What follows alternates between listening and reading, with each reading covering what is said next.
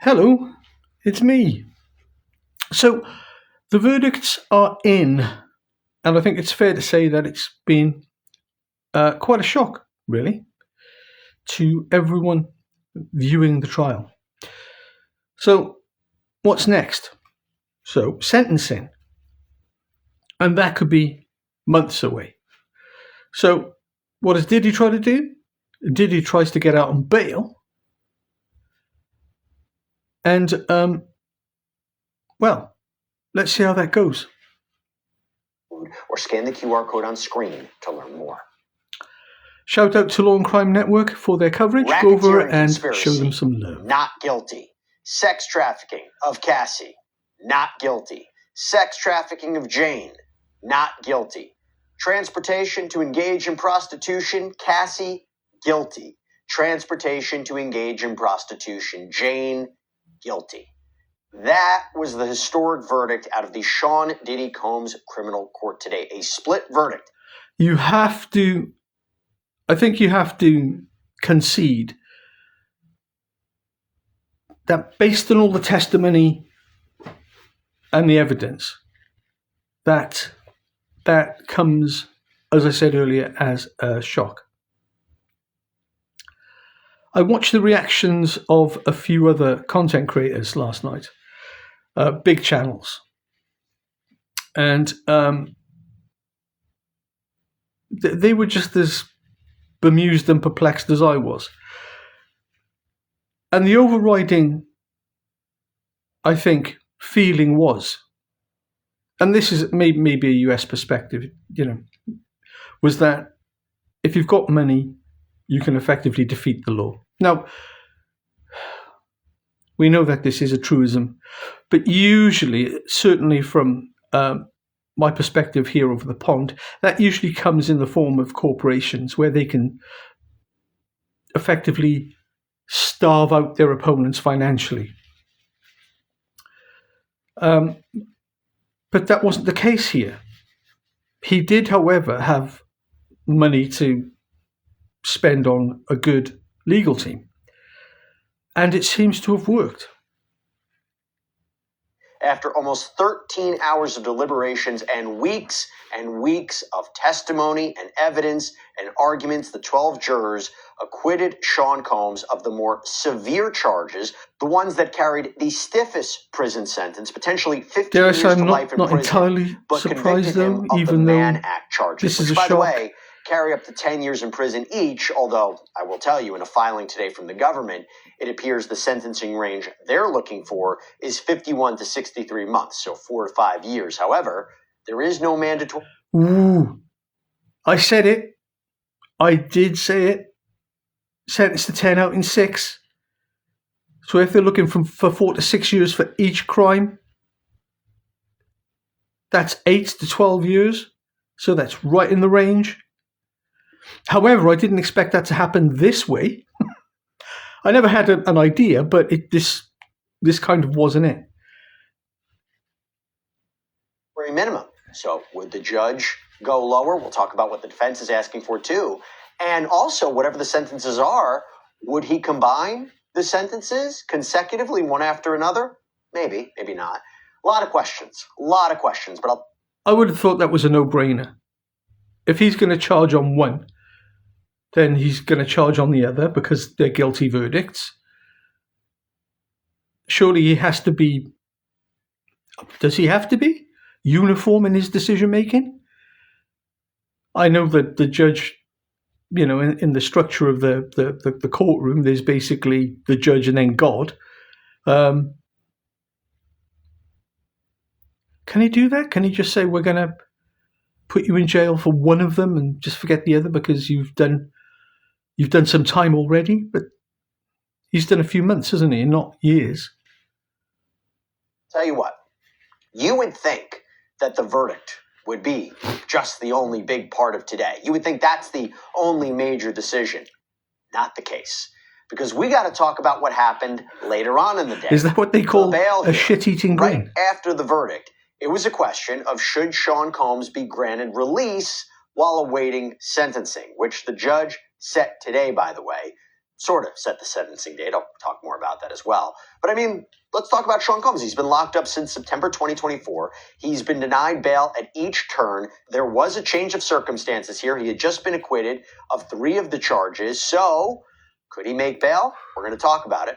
All right, so to discuss the hearing and more, let me bring on, once again, hopefully not for the last time, but we're at basically the end of this case until sentencing, joined once again by long crimes in court reporter Elizabeth Milner. Great to see you. Elizabeth! First of all, your reaction to the verdict. Is this what you expected?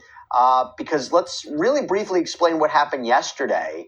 That, we thought it kind of gave us a preview into what would happen today. Not necessarily so. Yeah, I was not going to lie, Jesse, a little surprised by the verdicts in that I really kind of thought there was a really You're not on your own, for Elizabeth. count 2, that obviously being sex trafficking as it relates to Cassie Ventura. And that was only because of the questions that the jury was asking when they were bringing some notes back. And that was kind of in relation to what had happened at specific instances that the government point out were allegations of sex trafficking. So I thought because of the tone that was inside the courtroom, the way the family was getting a little bit emotional sitting inside the gallery, even Diddy's demeanor, for the most part, we've seen him kind of really keep up his spirits. But yesterday was really a time where we kind of saw, I think, the weight weighing in on him, that it's possible a conviction on some. Didn't somebody say that he was overheard in the courtroom when he was basically close to his family when they were, I don't know, there was some exchange in the courtroom and he said, I'm going to be home soon, Mom. Something along those lines. Did he know something we didn't? I mean, let's face it, his legal team couldn't have done any less. From the outside, at least looking in, they didn't even call any witnesses. And of course, you can argue, and I think legitimately, that any witnesses they'd have called would have just made matters worse when they were cross-examined.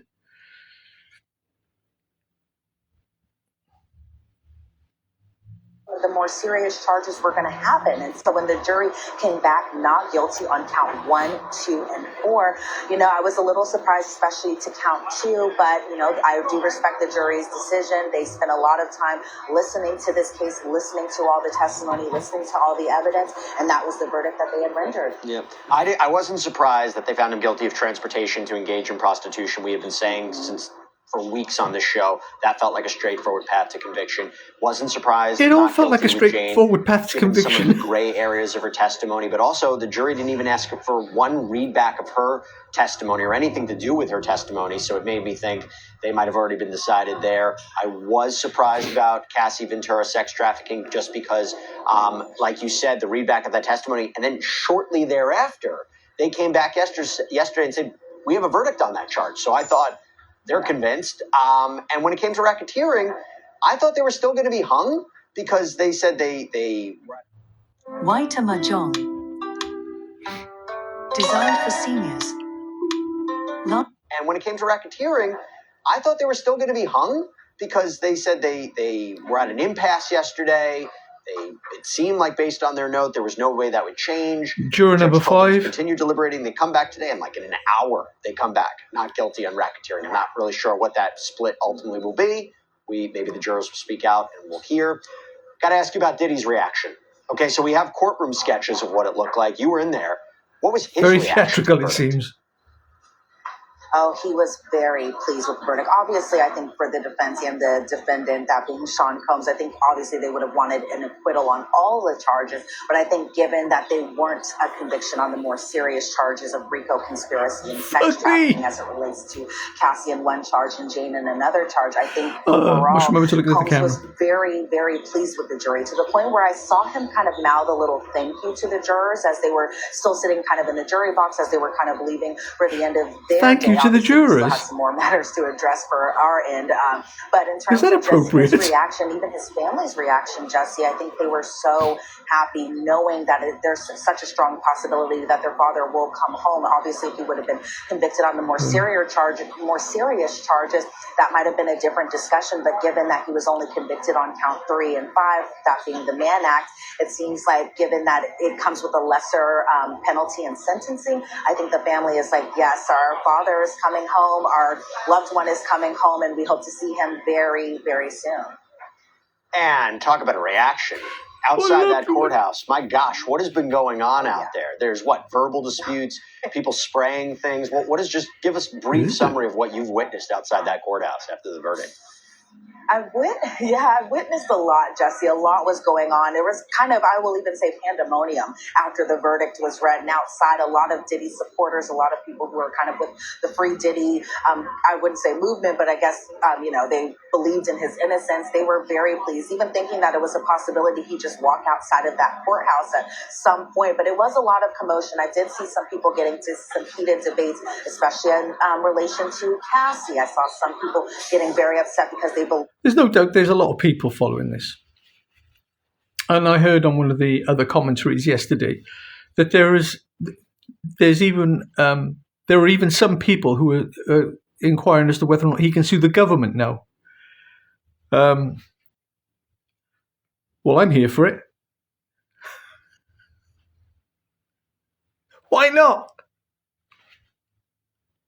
That the government was trying to take a good man down who did a lot for the culture. Those types of conversations were being had from a lot of people in the public.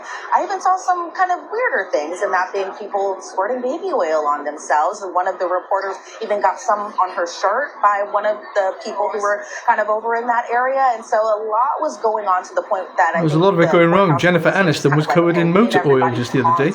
They have barricades going all the way down the street. I think in the event that Sean Combs would have walked out of that courthouse, it would have just been straight chaos, I think, outside. But for the most part, especially with that not happening around that time frame, that a lot of people, especially his supporters, were very pleased. And obviously for some, they were a little disappointed with the verdict. But for most that we could see here at the courthouse, a lot seemed pleased by today's decision.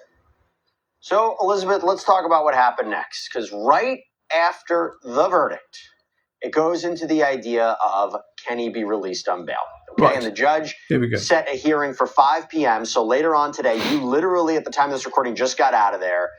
Remember, from a legal point of view, the burden is on the defense to show that Sean Combs is not a danger or won't flee. What was the judge's decision, and why did the judge decide that? Well, given that the top of our show, Jesse, or the top of your show, because it's a sidebar presented by Law and Crime with the host of Jesse Weber, but given at the top of the show that we didn't announce that Sean Combs walked out of this courthouse, I think it was kind of a little bit of a spoiler for the viewers here that the judge decided to keep him behind bars until his sentencing hearing. So I did see kind of a little bit of disappointment from both.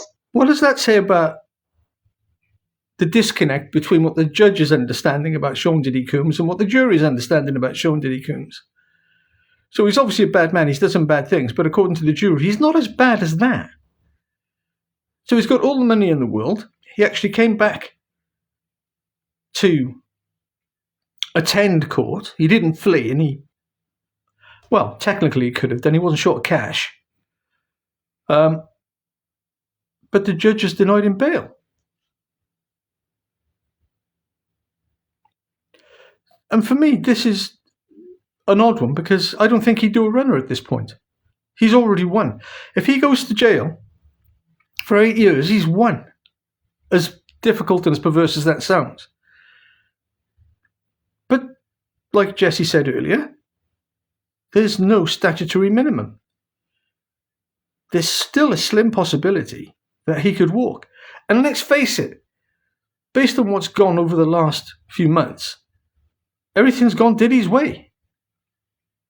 Sean Combs and his family after the judge made his decision. So the judge said that the jury convicted the defendant on count 3 and 5, that being the Mann Act. He says bail is denied because the government correctly noted that detention is mandatory and it's not appropriate for Sean Combs to be released on so it's bail, a technical given, issue. The charges that he's still been convicted of. And so the judge says that they disagree with the defense's argument, saying that any felony under 117, and Jesse, you probably know that more than me, requires detention. And he said even if the defendant is required to not be likely to present a danger to the community, the judge even kind of pointing out just some of what we had heard during the trial, where the defense conceded that the defendant, Sean Combs, was violent. The judge said, "We own the domestic violence." And that was a word that he took from the transcript because Mark Agnifilo had said that in open court. He told the jurors that, and he told them that multiple times.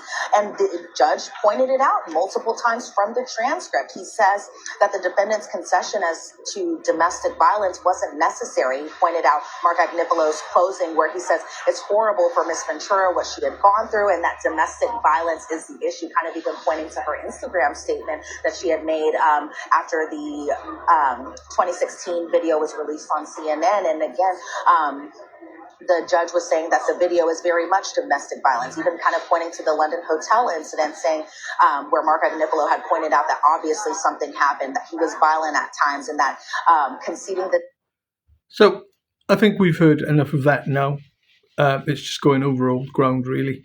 So he didn't get bail, which I'm surprised about. But that's nothing new. I've been surprised over the last few days more times than I care to relate. What have we learnt? It's difficult to know, really, isn't it? Maybe those other commentators that I was listening to, Asmongold and Moist Critical Charlie, were right.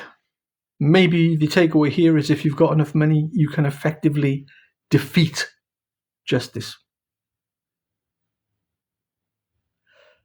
Until next time, this is me signing off. Look after yourselves.